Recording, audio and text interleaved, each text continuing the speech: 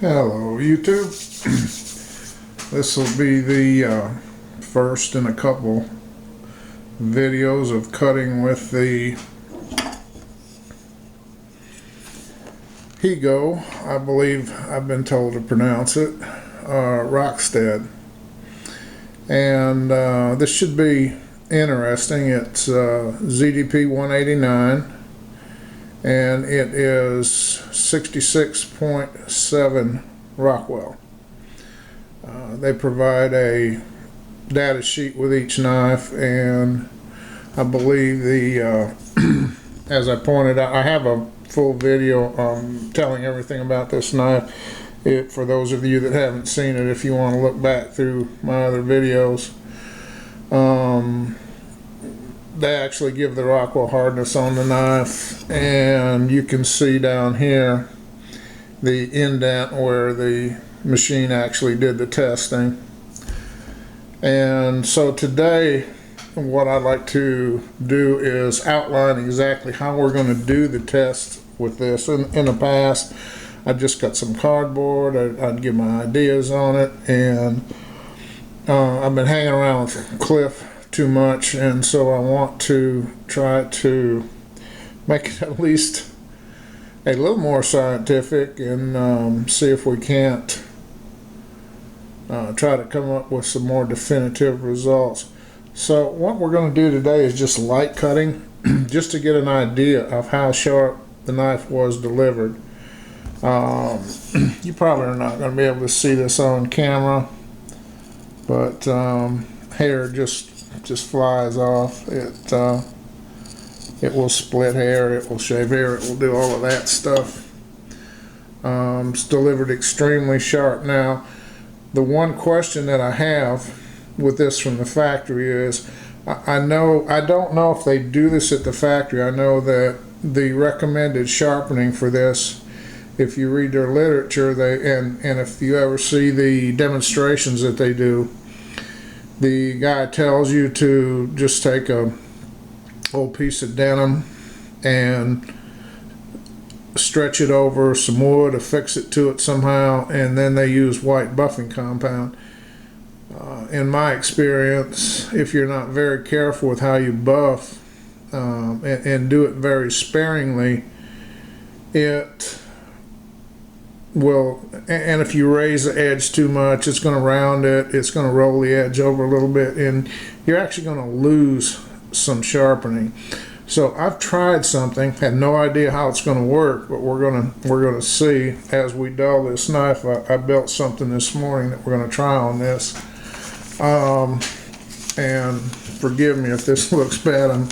I'm trying to do it from behind the camera so I can see what I'm doing, and but I have to reach around the camera on both sides to cut and do all the things that I'm doing. But it just, you know, the phone book thing, sorry, there's no challenge here whatsoever.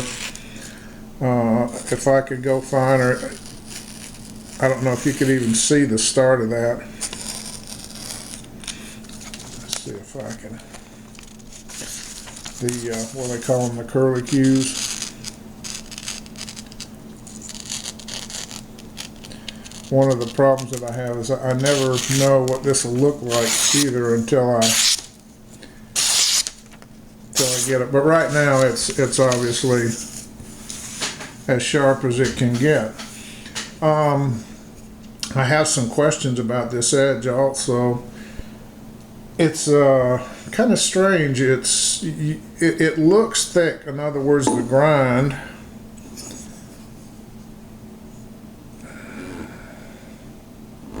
And I apologize, I know this is really hard to see, but it looks like it's thick until you really look at it up close, and then you see that because the grind goes so far back, it really tapers down pretty thin. And I've cut just a little bit with this. I didn't really want to do a lot until I could do the testing because I didn't want to mess it up.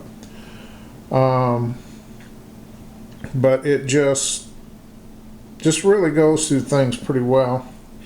So let's just try a few easy to cut materials today, and then I'll show you what I've built to sharpen this with, and that we're going to try, and why I'm going to try it. And I will run and get a micrometer on the next video, and we will actually look at this. And if we take this, let's see what's going to be the best way. That's perfectly flat, and it bites right there, which you guys can't see at all, can you? How about this way? That's flat right there. So that's not a high angle. I guess it's about, I'm thinking 12, 15 degrees. It's not a high bevel at all. It looks, like I said, it looks deceptively high when you see it.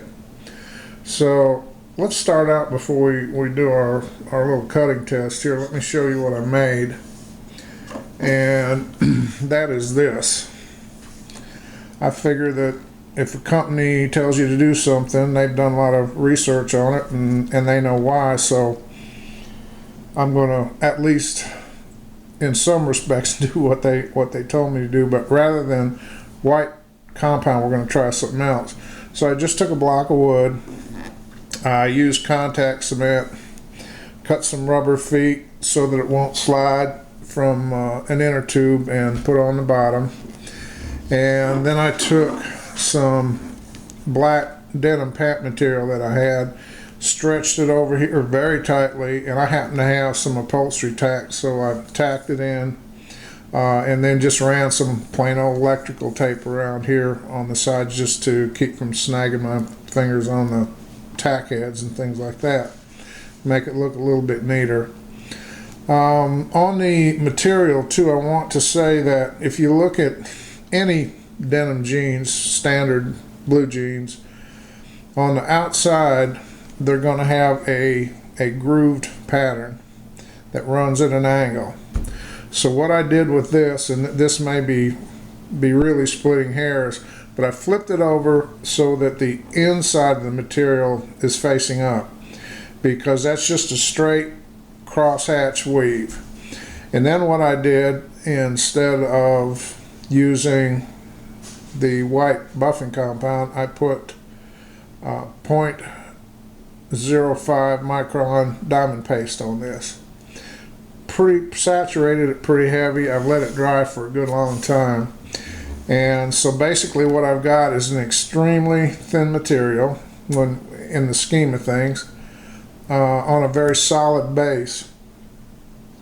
Pretty much as hard as it is and as thin as this is, I guess it would be akin to strapping on balsa wood. I don't know, but it's still pretty close to what the manufacturer recommends, just with the medium, the actual sharpening medium being different. So as we eventually dull this thing, we'll try this. I've got just a cardboard tube from paper towel roll. It just falls through that. Now, what I want to do here, it's so easy to cut that I wanted to get a nice long run here, because I wanted to see if this binds up, if it gets into a cut, and then just the back holds it away from the blade edge. And this bevel evidently is flat enough that it doesn't. It just zips right on through it, and there is just no resistance there at all. Not a problem. I have some paracord, and one thing that paracord's not all that challenging to cut, but one thing, if your knife is not sharp and you push cut paracord like that, the ends will pop out a lot of times, or this top casing will slide back. And in this case, it's effortless to go through it, trivial, as Cliff would say, and it just very, very cleanly goes through it. There's no that nice little crunch. I don't know why that crunch is so satisfying, but everybody I know that does a cut test just loves that sound. And it does very well on that. We'll cut on that wood in a second, but first, oops, sorry there folks, didn't mean to knock you around. I've got a tomato here, and this one was one that part of it was already cut on for lunch, so let's see how this does with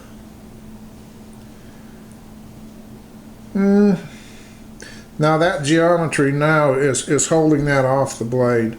There's certainly, if I hold this, there's no effort to cut into this, but it's not going to just slide through, at least not that part of it. Let me knock this off. Let's flip this over and get down in the tomato part and see. I don't know. No, it's not going to do that. This edge is so polished, and that was one of the things I wondered with the white buffing compound, if it would be over buffed. Now let's try a push cut. Yeah, that it will do. And I'm going straight down. I'm trying not to slide it at all forward and back. Let's flip it over again, and let's try some slicing cuts. And for a knife that thick, wow, that is nice. Really does a good job. You can cut that as thin as anyone could slice. Extremely good. I can't, once I go into a slicing cut to break the surface tension, it just falls through it. I'll hold it. I've got 2 fingers on it. Well, whoops, it just, look at that. That's just the weight of the blade.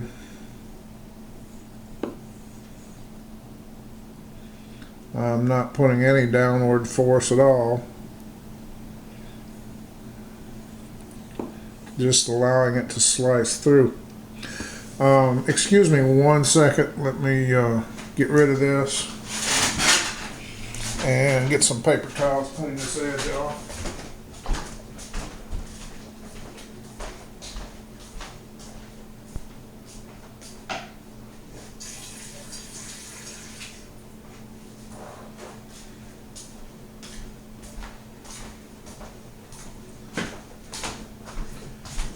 Sorry about that, I should have been better prepared. And let's see that, as I say that, all that cutting was pretty trivial. No change whatsoever. And it's still just an absolute razor blade. So let's see what this geometry does. This is I believe a yellow pine. It is fairly dense, fairly hard stuff. This is, I don't know if any of you have watched my good friend Waco's videos, but he does some feather sticking with very very soft pine. He even says so in his video. And this is not going to penetrate like that or cut like that, believe me. That is pretty good, not bad at all.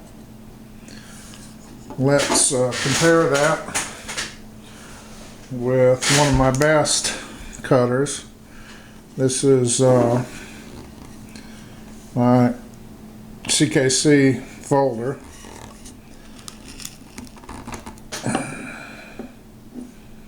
And pretty close to the same thing.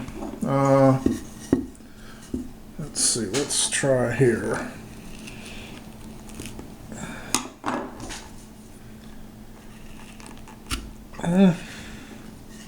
Other than just when I slip there, I'd say they're just about identical.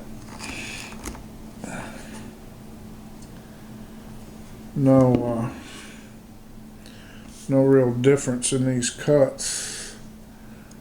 That goes about to there, there. So, and I think this would, if I had something that I could make feather sticks out of, I think this would do well. Do you see, excuse me, how it curls these things out? You can tell that it's a convex edge.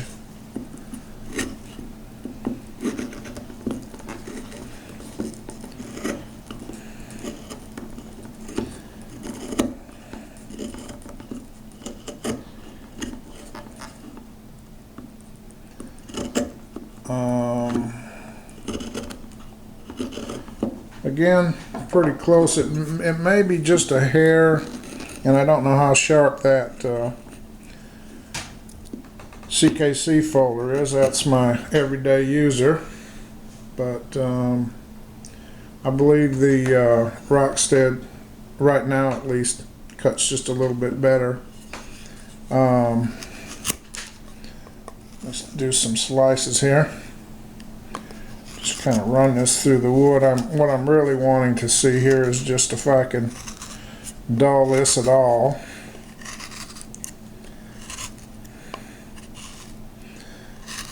I can tell that this is a thin metal handle. That was my choice. I actually had the option to buy the thicker one. On hard push cuts like that, you can feel that handle.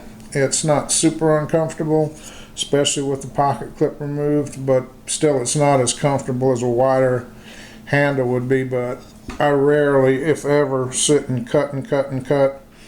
90% of what I do is just several quick cuts and then I'm done. So for that, this is more than adequate, and it is much easier to carry in your pocket.